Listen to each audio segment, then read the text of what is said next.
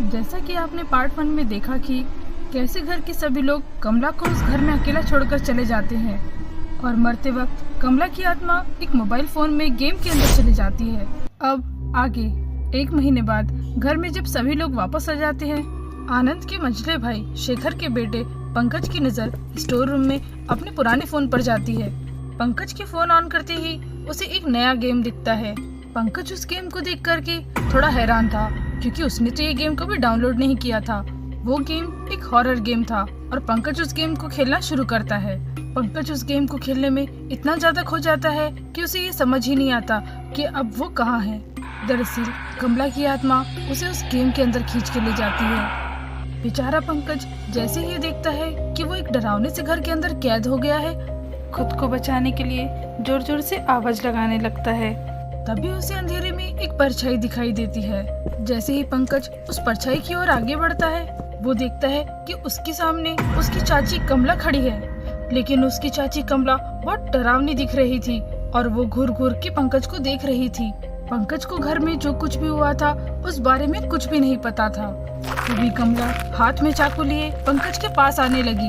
पंकज डर के मारे कमला के सामने हाथ जोड़ के खड़ा हो गया और उसे छोड़ देने के लिए कहने लगा। कमला ने कहा वो उसे छोड़ देगी अगर वो घर के सभी लोगों को उस स्टोर रूम में ले आए। दूसरी तरफ पंकज की माँ को पंकज घर में कहीं नहीं दिख रहा था, इसलिए वो पूरे घर में पंकज को ढूंढ रही थी। और घर में जैसे ही ये बात सबको पता चली, सभी लोग पंकज को ढूंढने लगे। तभी पंकज के पिता की नजर स्टोर रूम में गई। उन्होंने देखा कि स्टोर रूम में एक मोबाइल फोन की लाइट ऑन है। वो जल्दी से उस फोन के पास गए और पंकज को फोन के अंदर देख करके बहुत ज्यादा हैरान हो गए।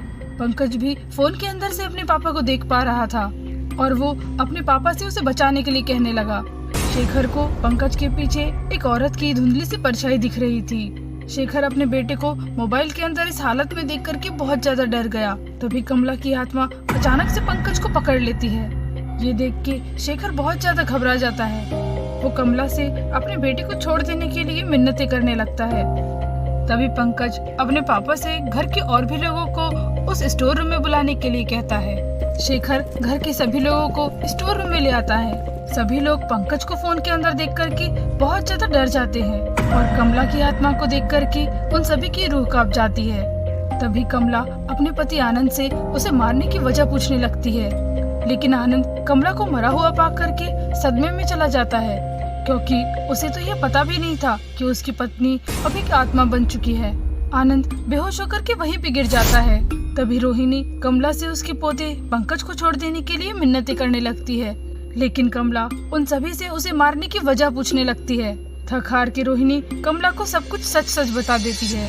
रोहिणी बताती है कि मेरा बेटा शेखर कुछ समय से अच्छा काम न मिल पाने के कारण कुछ तांत्रिक विद्या सीखने लगा था और वो गड़े हुए धन को पाने के लालच में कुछ न कुछ तंत्र मंत्र घर में भी करने लगा था, जिस कारण एक रात उसने हमारे घर के कुत्ते को मार दिया और ये बात हमारी बड़ी बहू वंदना को पता चल गई थी। इस कारण मेरे ही बेटे शेखर ने मेरी बड़ी बहू वंदना को मार दिया। मुझे इस बारे में पहले कुछ भी नहीं पता था, लेकिन जब मैं एक बाबा के पास अपने घर की परेशानी लेकर गई तब उन्होंने मुझे ये सब कुछ बताया। तभी शेखर भी वहाँ पहुँच गया और मुझसे ये बात छुपाने की जिद करने लगा, लेकिन उस गड़े हुए धन को पाने के लिए बस एक आखिरी काम करना बाकी था, एक नई नवेली दुल्हन की जान। इस कारण हमने पैसों के लालच में आकर अपने बेटे आनंद से झूठ कहा।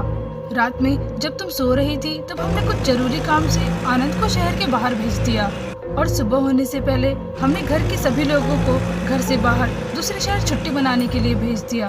हमने आनंद को ये बता दिया था कि तुम कुछ महीनों के लिए आश्रम में साधना करने चली गई हो और आनंद भी हमारी बातों में आ गया, इसलिए उसने भी तुमसे बात नहीं की और जैसे ही 15 दिन बाद तुम्हारी जान चले गई हमने तुम्हें घर से बाहर निकाल लिया और घर में सब कुछ पहले की तरह कर दिया, जैसे कि कुछ हुआ ही ना हो। कमला को ये सब बात सुन करके बहुत ज्यादा गुस्सा आने लगा। रोहिणी और शेखर पंकज को छोड़ देने के लिए हाथ जोड़ करके कमला से माफी मांगने लगे। तभी कमला ने कहा, तुम दोनों पंकज को फोन से बाहर निकालने के लिए अपना हाथ फोन के ऊपर रखो। और जैसे ही रोहिणी और शेखर ने अपना हाथ फोन पर रखा, पंकज उनका हाथ पकड़ के फोन के बाहर आ गया। सभी पंकज को देख के बहुत ज्यादा खुश हो गए। तभी कमला ने फोन के अंदर से अपना हाथ निकाला और रोहिणी और शेखर को अपने साथ फोन के अंदर लेकर चले गई। शेखर और रोहिणी के लालच का फल उन्हें बहुत ज्यादा भारी पड़ा। दोस्तों, अगर आपको हमारी कहानी पसंद आए तो चैनल को लाइक, शेयर और सब्सक्राइब जरूर करें।